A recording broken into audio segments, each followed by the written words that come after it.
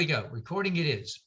All right, good morning, everybody. Good morning as we are again looking at the very beginnings of Hinduism.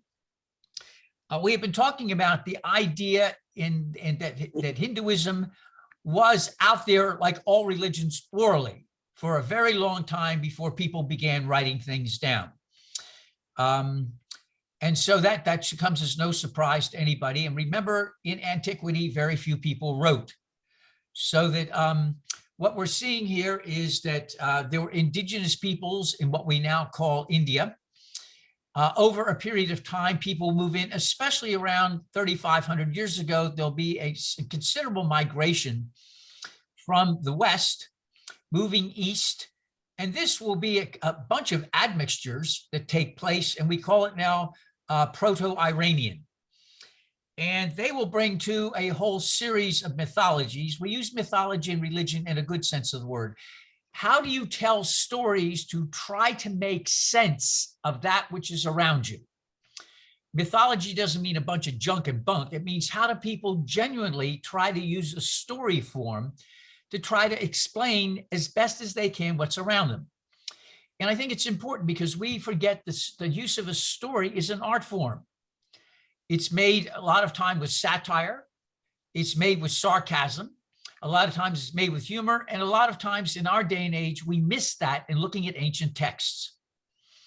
When we did Job last summer, the latest commentary said you missed the sarcasm at the end.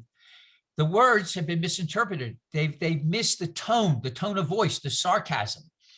And so we tend to forget when we look at texts too often, we take them very religiously, when a lot of times they're met with tongue in cheek, they're met sarcastically, they're met with a point of view that you and I try to whitewash. So oral traditions finally get put down, and it happened with what we now call Hinduism. These are people who were along the Indus Valley and the 7 rivers above. And they wrote down as their mythologies, and new people came and they admixed old mythologies and new mythologies. And about 3,500 years ago, 1500 BC, we got the very famous 4 Vedas. The Rig Veda is the most famous. It's about creation, but it's also the introduction of liturgies and rituals and other kinds of stories. About 1,000 years later, that would be 500 BCE, that would be 2,500 years ago, most people had no idea what the Vedas were all about. So the attempt was to scale down these 4 massive Vedas into one collection. And the collection was called the Upanishads. And Upanishads basically is translated as to sit at the feet of. So let's say somebody is a guru and you sit at the feet of the guru to learn about what the Vedas are about. The problem is the Upanishads are incredibly thick and wordy. And today, only 2% of all Hindus have ever read them. It gets really, really lost in words.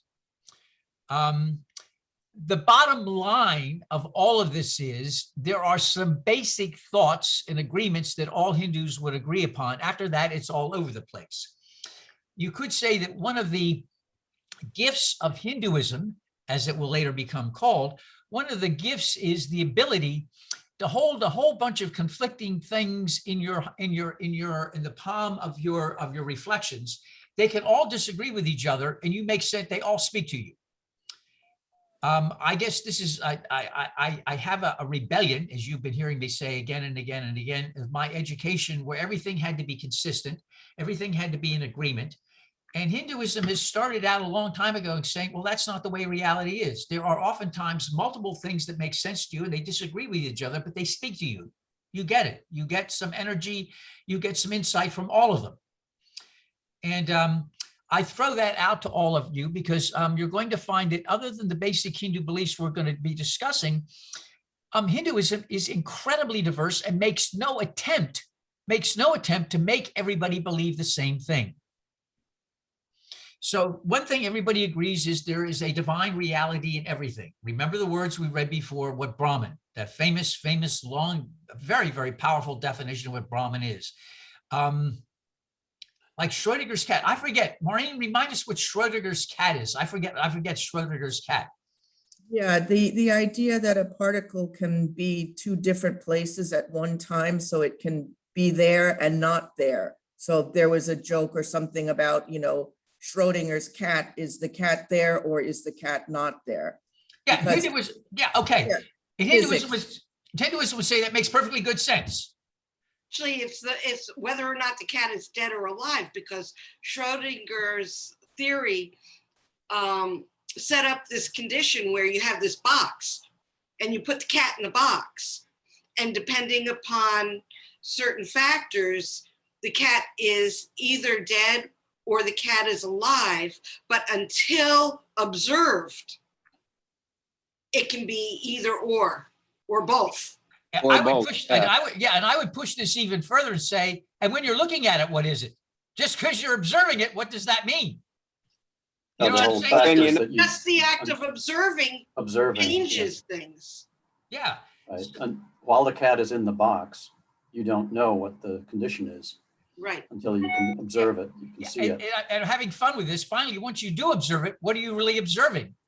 And so you get Nanette observing one thing, Doug observing another, Maureen observing another, and they could all be correct.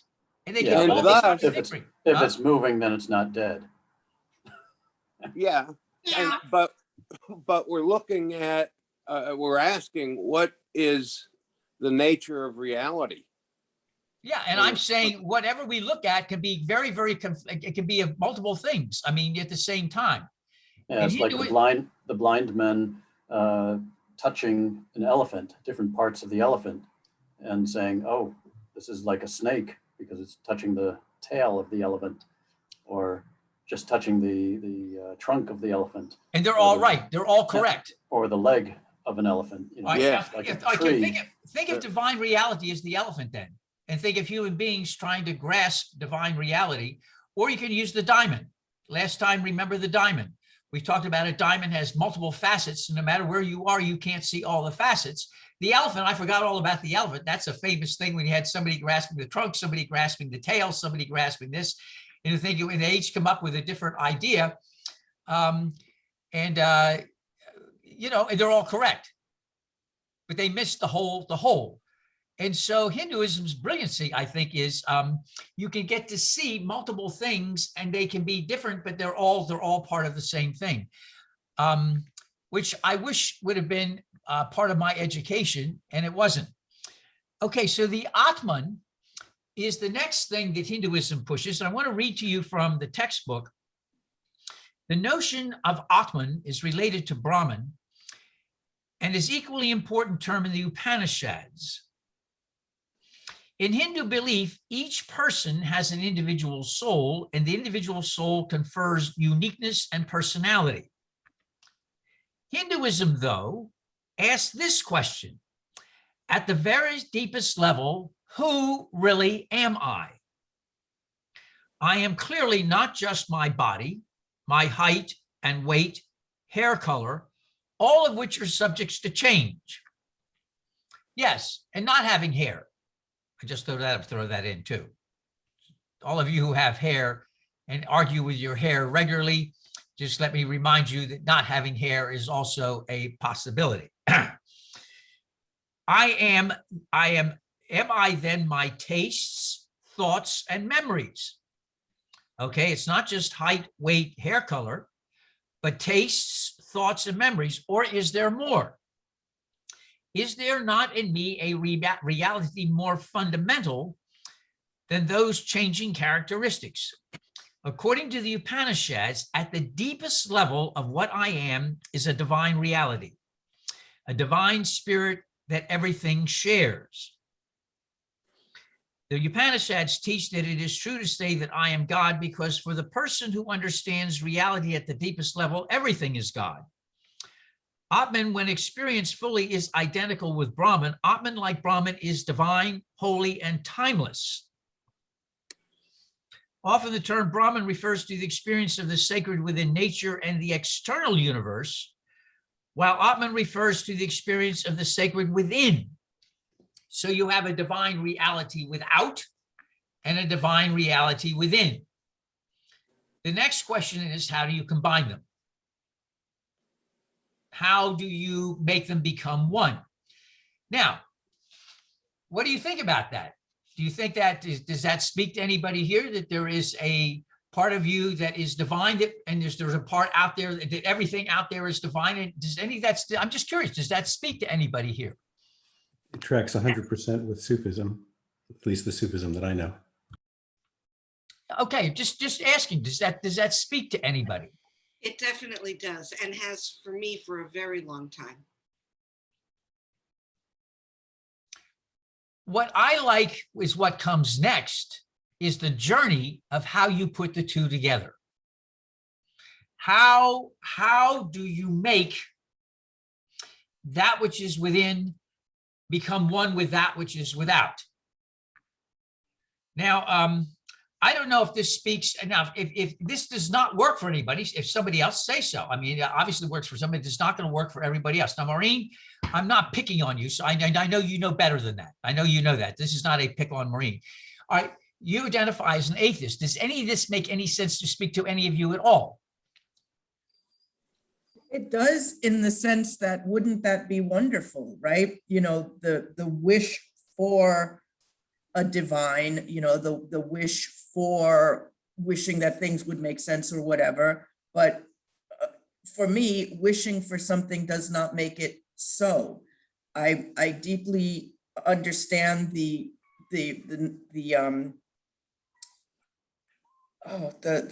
thirst, the quest for spirituality, even though maybe I don't really believe in it, but I am endlessly fascinated by humans' attempt to make sense of the stochastic universe in which we live. Okay, all right. I just want to get a thing of that. I could almost closely be like Maureen, except for one difference. And that is, I've had a couple of very, very profound, and I'm afraid to use the word religion anymore, because as soon as I say religion, everybody thinks of denominational, thinks of a certain box. If I say religious experience, my students freak out. If I say a spiritual experience, they relax. The word religion has absolutely been ruined by Jerry Falwell and that ilk, has absolutely been ruined by that junk. So I can't even use the word anymore. Let me see if I can, first of all, let me say something right off the bat. Language, we tend to forget, is approximate. We're stuck with language. Art does things, music does things without using language. And language, I find incredibly limiting. For somebody who's as mouthy as I am, I find language is incredibly limiting.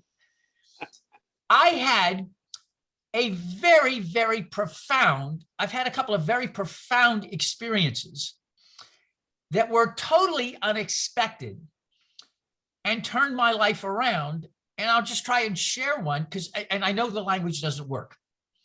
I remember. I would like to say quickly that this is one of the as I understand it, one of the fundamentals of existential philosophy, right? That language is an imperfect medium, the age-old subject-object dualism, and that you could never really convey your subjective experience to someone else because language is such an imperfect medium. Right. So and you know who starts that?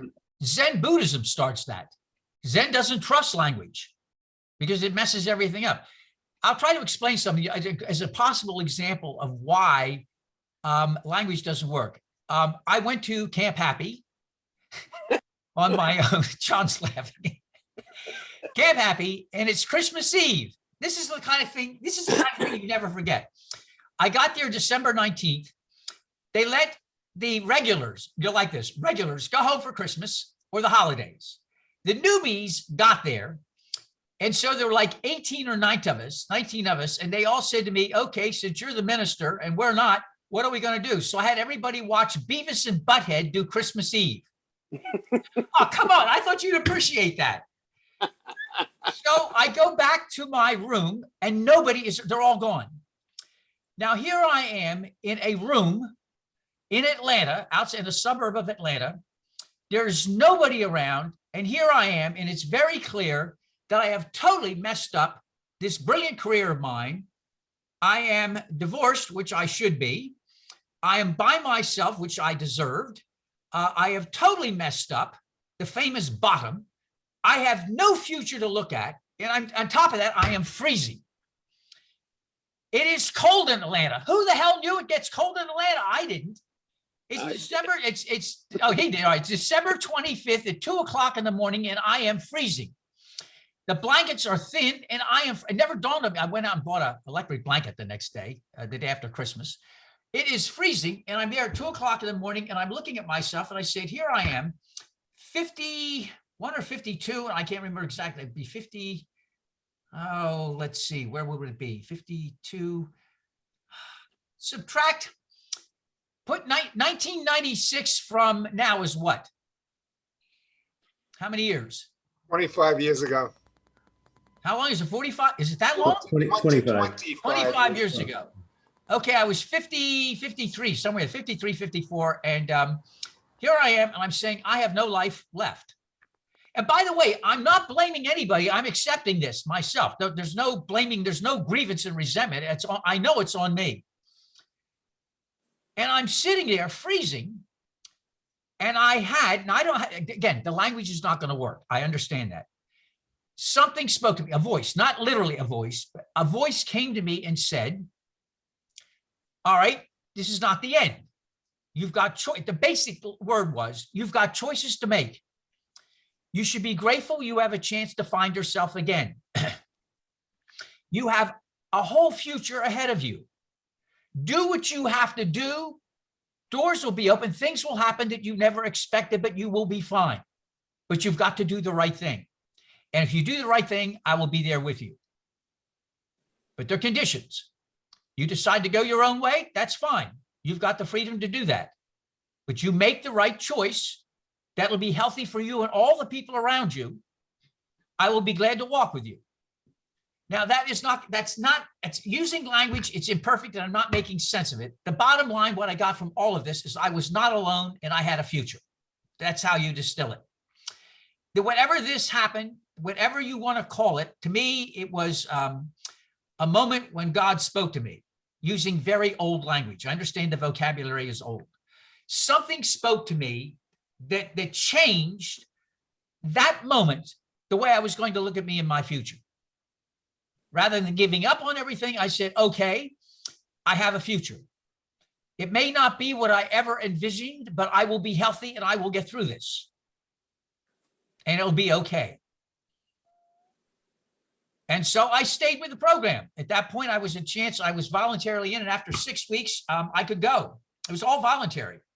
And they said, we recommend 3 months, but we can't make you stay. You're here on your own.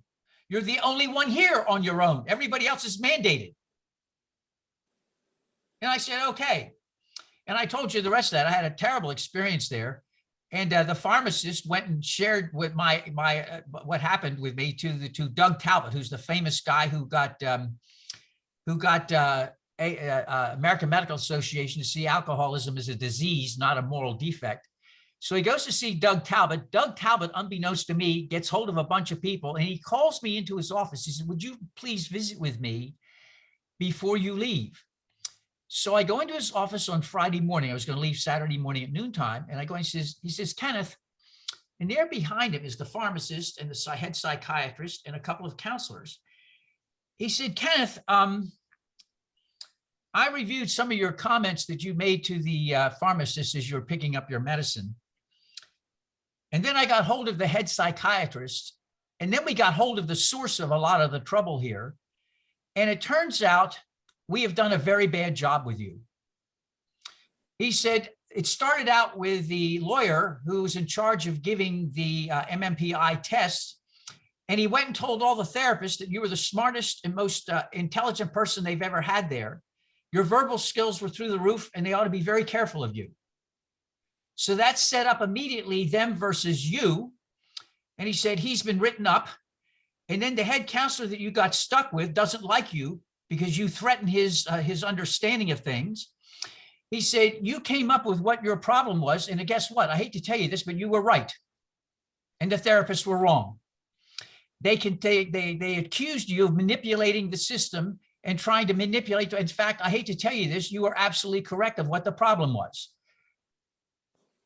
He said you were dealing with survivor's guilt and guilt about ruining your career and a childhood of where you got very little love. He said you nailed it on the head and it all collapsed and you found alcohol as a way of calming you down to help you cope with some stuff. He said, you understand it. You need some basic skills how to deal with this and you'll be fine. We're offering you 2 weeks. You pick the therapist, you pick the program, and we'll pay for it all. He said, the head psychiatrist is furious with you because you wouldn't go to him. And we asked you why, and you said he was too busy. He needed for other people. He said, you're the type of person we needed to help, and we blew it. He said, it's up to you. We failed you. So I stayed for 2 weeks, and that's where it all came together. Wow. But it came about because of that damn experience I had at 2 a.m. on Christmas morning, freezing my butt off in Atlanta. And I had something happen to me. Now, the words, I know the words screwed up. I'm using the wrong language, the wrong words. I'm just trying to explain to you something happened. Does that work for everybody? And I've had a couple of other instances at key crunch points. And that's, I'm not saying that I would expect that of anybody else. I'm not expecting that everybody else, I don't expect that at all. I'm just sharing something that happened to me. That's it. So that makes me the difference, I guess, between the bottom line is between being an atheist and non-atheist. But we all, Well, that's, I'm just sharing with me, that's just something, the way I process. Now, I'm sure everybody here has a different way of, and that's not right or wrong. Am I making sense? There's no right or wrongs here. Yeah, John? Yeah. There's a saying we, excuse me, there's a saying that we do have in AA and NA that says, don't leave before the magic happens. And I think you got a form pressed in by somewhat of a jackhammer in that message you got. Don't leave before the magic happens.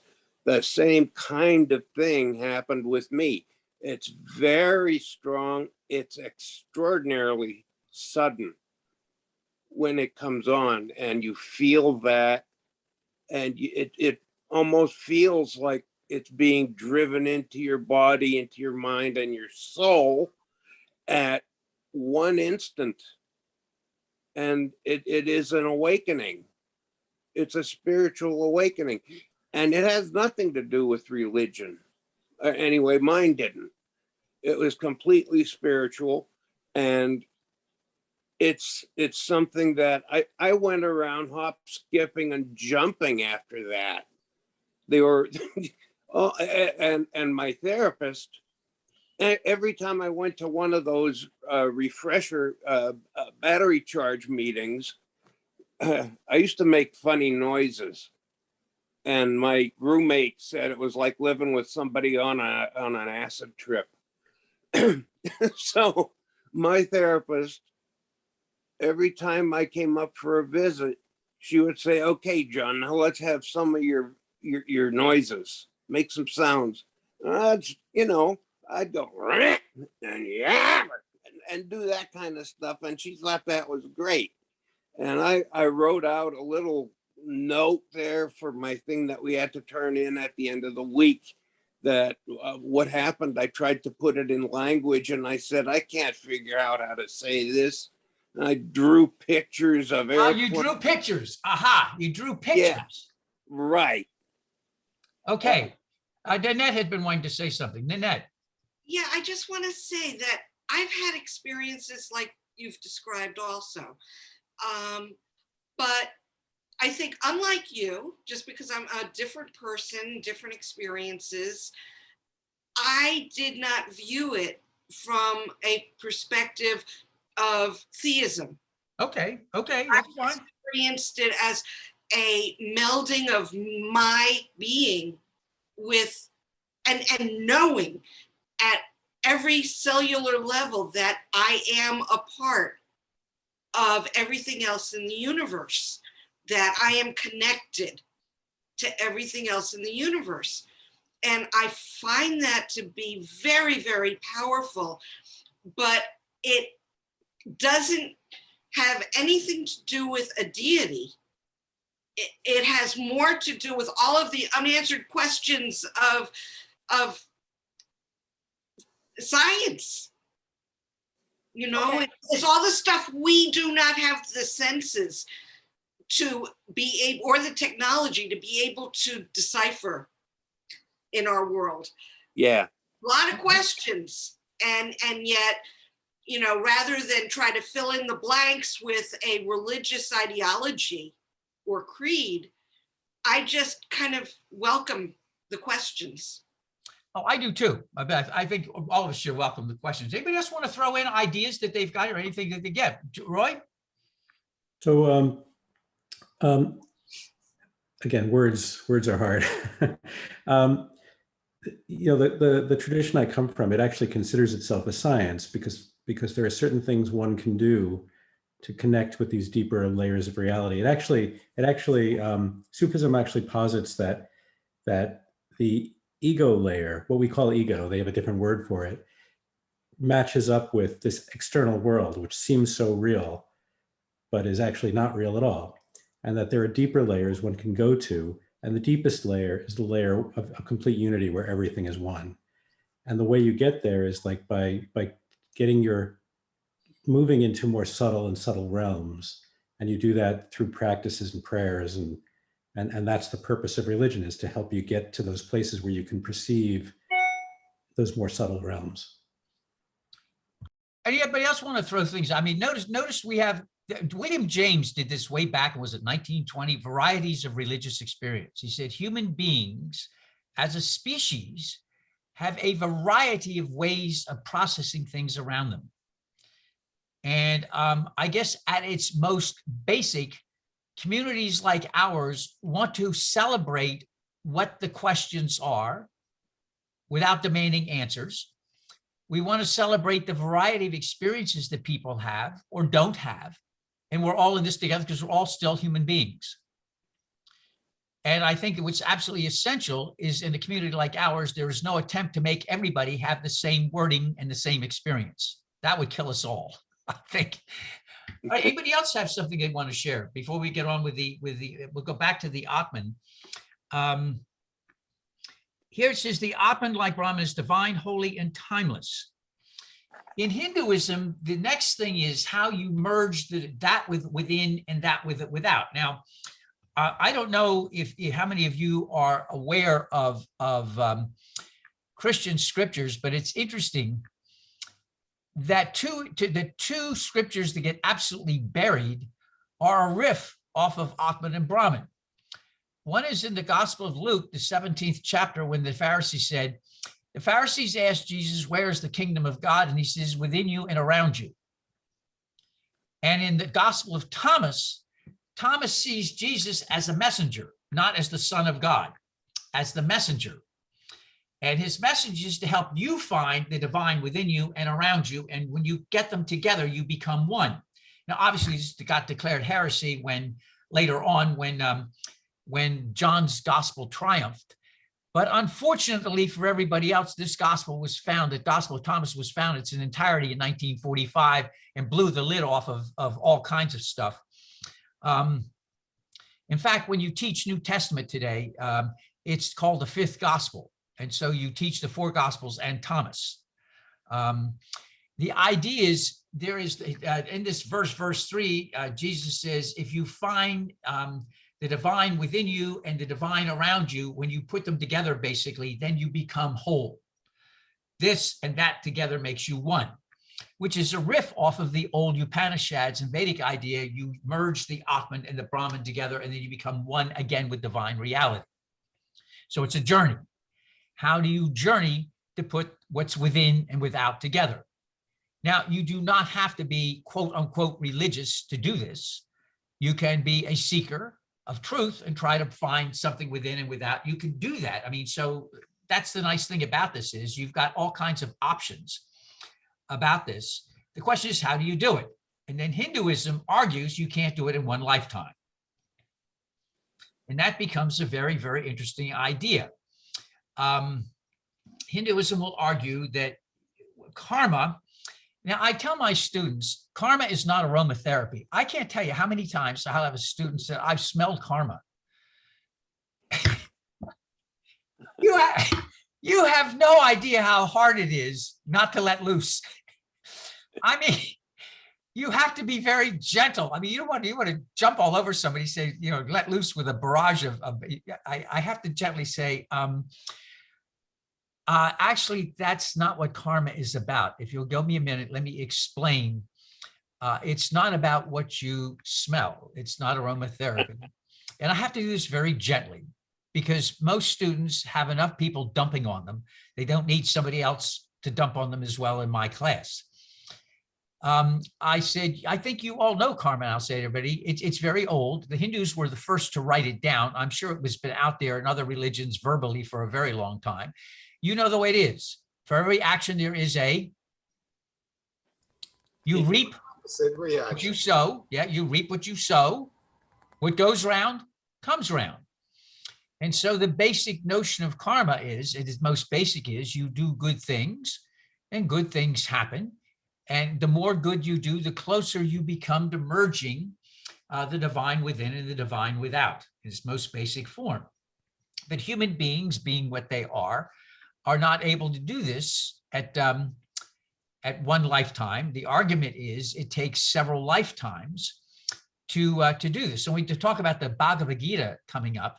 The Bhagavad Gita is a discussion about what this is all about your behaviors, and Arjuna and his charioteer Krishna having a long discussion about this.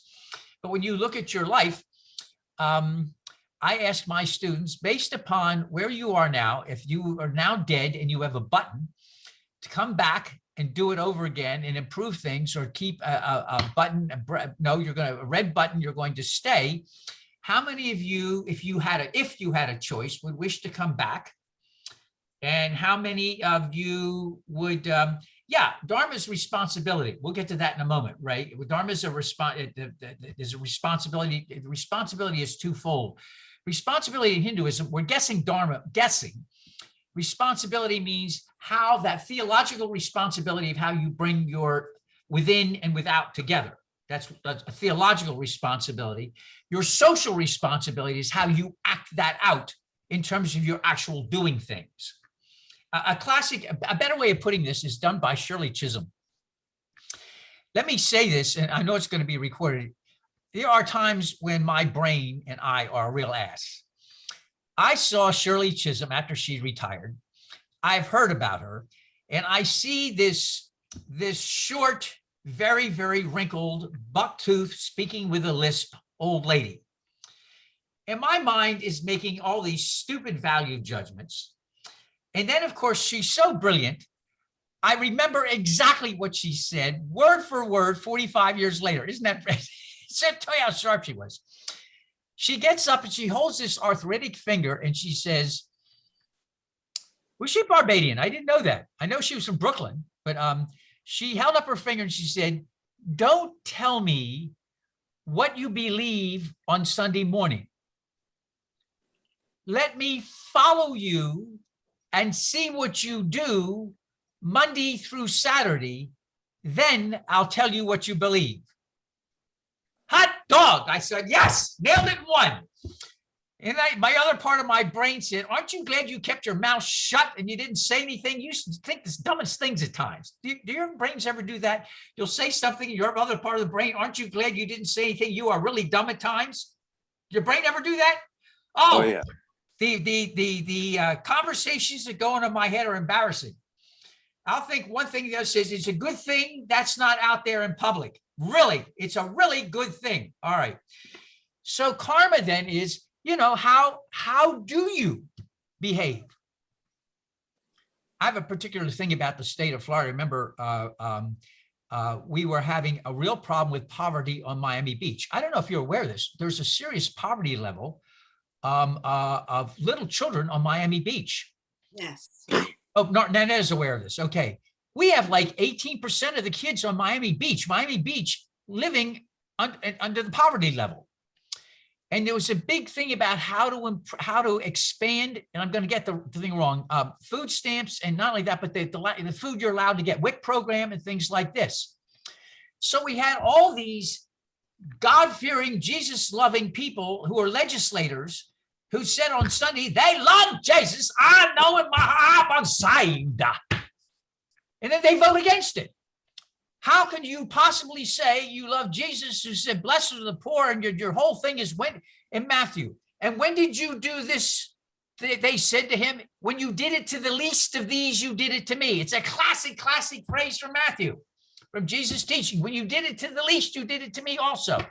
I don't know what they were thinking. They said, we don't want to spend money on those poor kids. I thought, what church do you go to? Because I want to cross that off. I don't know what they're teaching. So, she said, don't tell me what you believe on Sunday, what you do. So karma is about what do you really do? How do you behave? And the question becomes, can you do it in one lifetime or not? Can you get your behaviors and such together that they are able to become one? So when you die, it becomes, if you will, in Hinduism, your Atman and Brahman merge. But you can't do that until all of your karmas have been resolved. Now, let me ask you a question. All right, we're going to run over if you don't mind. Just see if we can do this. All right, you're dead.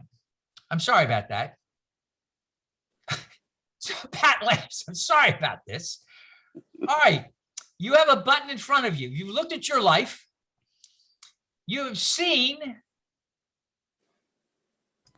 well, I'll put it this way. As I look at my life, I have seen that I have made some total mess ups into art forms. Seriously, I have made some screw ups, almost bordering on art forms.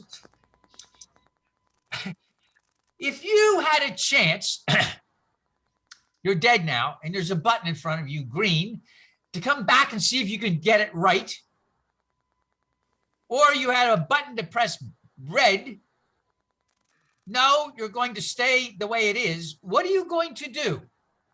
I'm curious. Does anybody want to, yeah, this is what reincarnation was. The idea was you keep coming back until you get it right.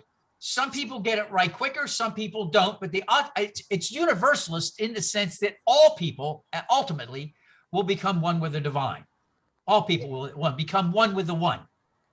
I think rationally, I'd be tempted to say let it rest and not come back. But, it's like temptation, hope springs eternal. I'd say, rationally saying, do it again.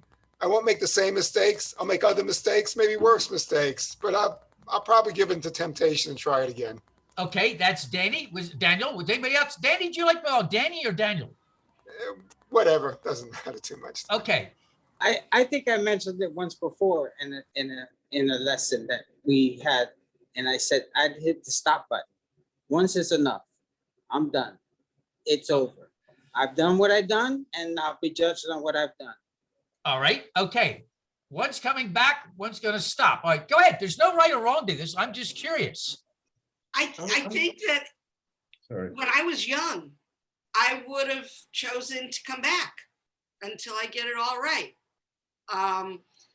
But looking at the earth right now, I am very happy to be 70 years old now so that I don't have to see what is coming down the road.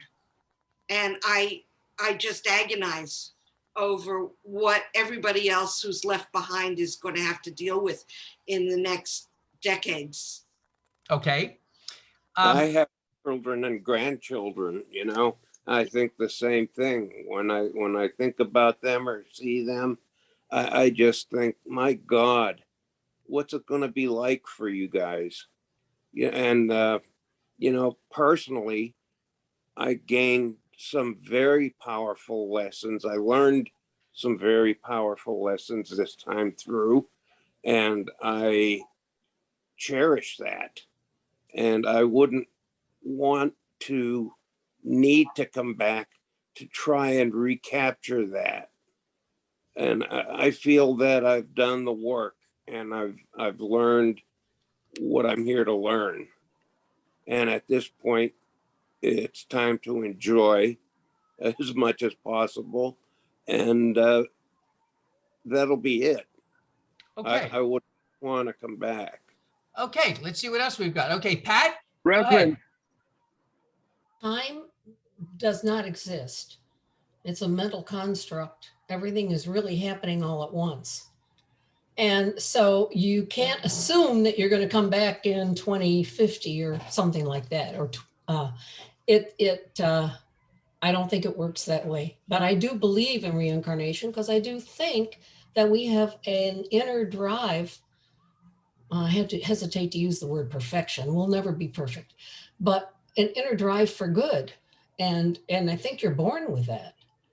And all of the world's religions incorporate that sense in some way. All of the world's philosophies do too, I think. So I believe that it's necessary to keep coming back and keep doing it, but who knows whether I'd be in the 12th century or in the Neanderthal times, I don't know. And I think it's fascinating. Okay, all right. We get what I love about this group. You always get different. Okay, who had their hand up? Somebody else. Okay, Ron, you did. Go ahead. Doesn't the choice to come back mean that there's a continuation of consciousness, that you would be aware of the areas that you need to improve on in your subsequent life? I don't know that. That's the way I look at it, right? So that, and I'm not sure that that continuation, you know, that consciousness of what you did wrong or what you did right continues necessarily in the same, you know, in the way that we know it, right? Yeah, okay, I messed up there. I you know, oh, I was really rotten there, or something, whatever, right? So I don't know if, for me personally, if I had to choose now, as Pat said, Nanette said, I think, not Pat, as Nanette said, when I was younger, I would have chosen the green button, but now I think I'd choose the red button. That's it. Okay, these are just, Nick has his hand up. Nick, yes. Okay. You can hear me. Okay, yeah. So my thing is, with reincarnation, how do you even know you reincarnated as human again? What about you become like an animal, or you're like a different race?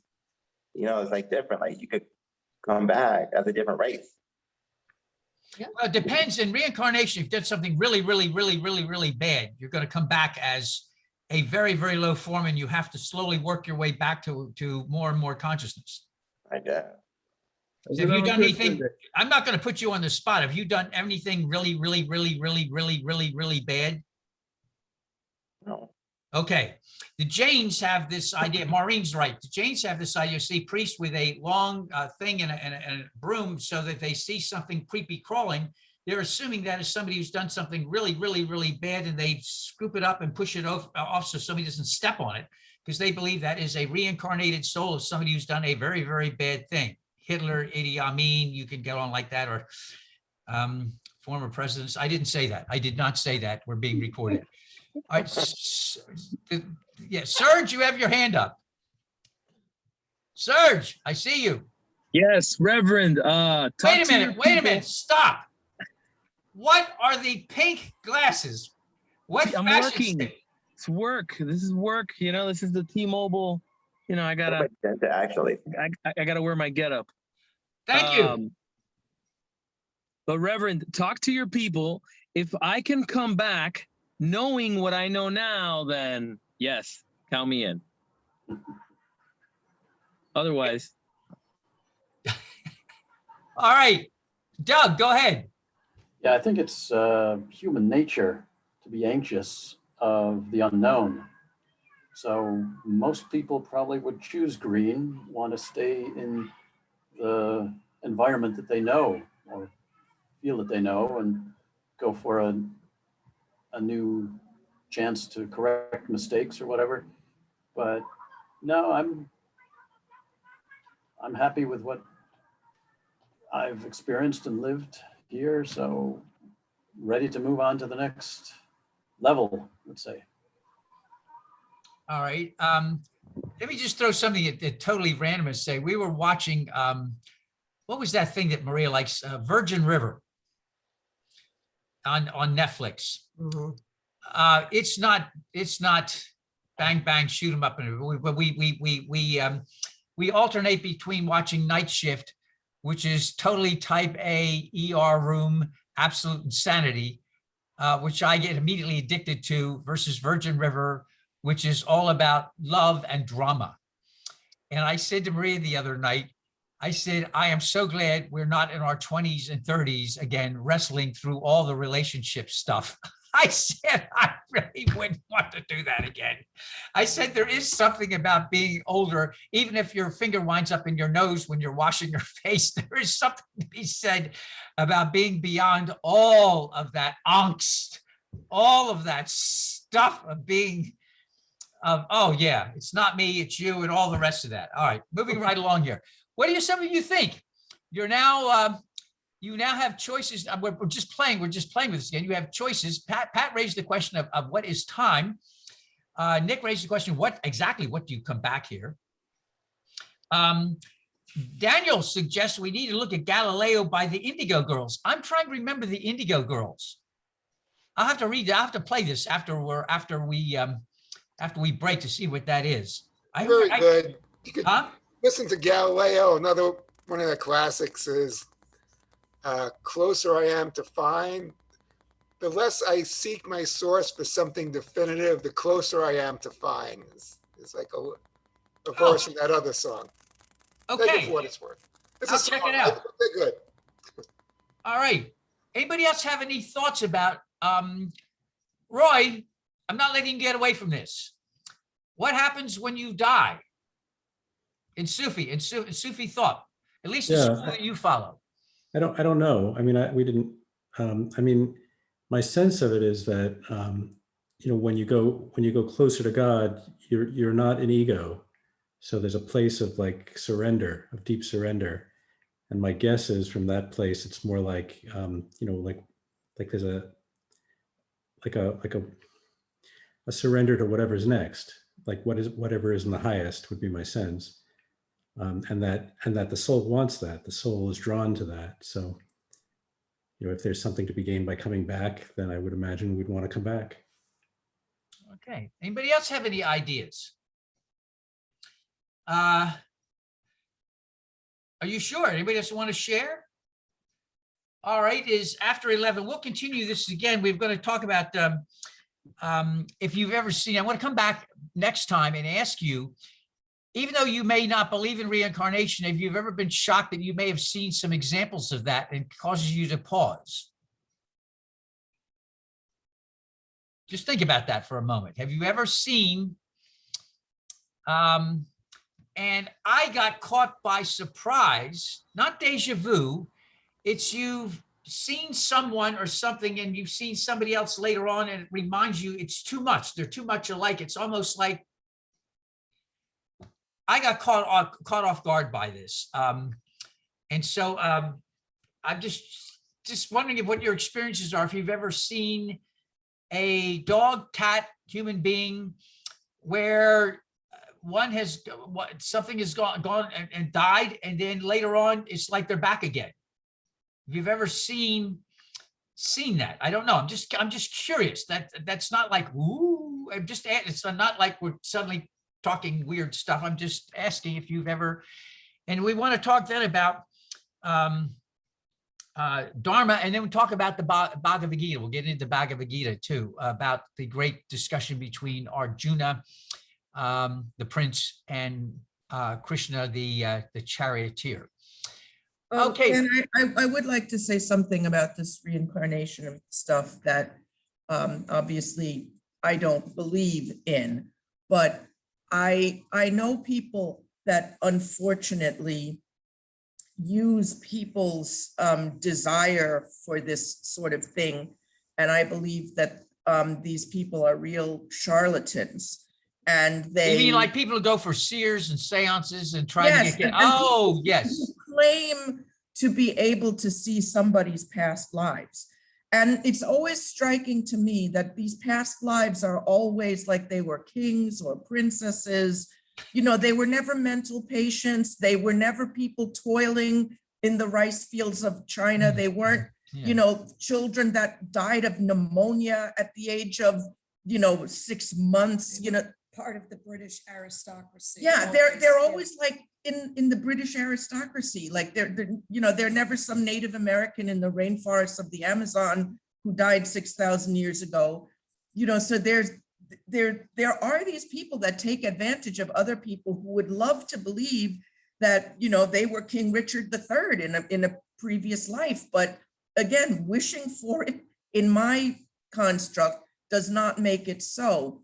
And I get very angry at these people that I feel are manipulating the wants and dreams and vulnerabilities of other people when they claim to be psychics in this way. I think too, one of the things that's interesting is a thing about Homo sapiens as a species that has been around for a long time. People wanting to be able to talk to people who've passed.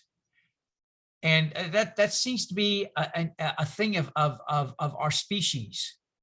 The desire of some within to talk to people in the past. I must be, well, we all know I'm weird. I've never had any desire to talk to anybody who's passed at all. It's funny, I hear that. I know there are people who really get taken advantage of for that, but that's just a desire I've never had. And but there are people very clearly who have that desire, who seriously wanted to talk with their deceased loved ones, etc., and get taken advantage of. You're right. All right, let me go around and say goodbye to everybody. We're again next Saturday at 10. We've got John out in Port Orange. Genealogist, don't say that. Genealogist, Pat's gonna nail you one. Our cousin is acting up, Pat. All right, Maureen and who's that with you? Who is that?